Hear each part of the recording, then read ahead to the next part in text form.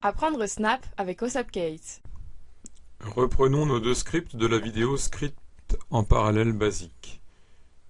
Il est intéressant de savoir que dans la réalité, les deux scripts ne tournent pas en parallèle. En fait, les blocs de nos deux scripts sont exécutés alternativement les uns après les autres.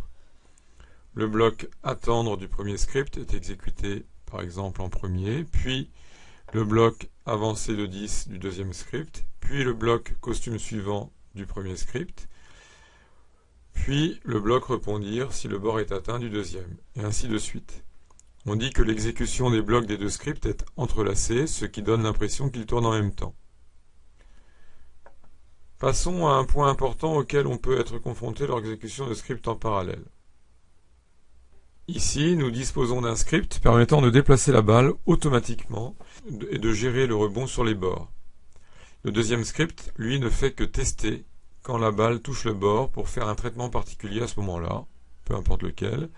Elle récupère la direction courante de la balle au moment où elle touche le bord et la mémorise dans la variable D. Quand nous exécutons notre script, la balle part avec un angle de 45 degrés. Quand elle touche le bord, la valeur de la direction mémorisée devrait être de 45 degrés. Pourtant, elle est de 135 degrés.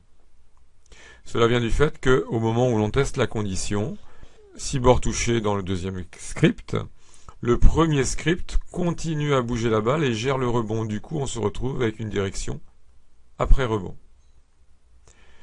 Testons un autre programme ayant le même objectif que le précédent, mais cette fois-ci sans script exécuté en parallèle.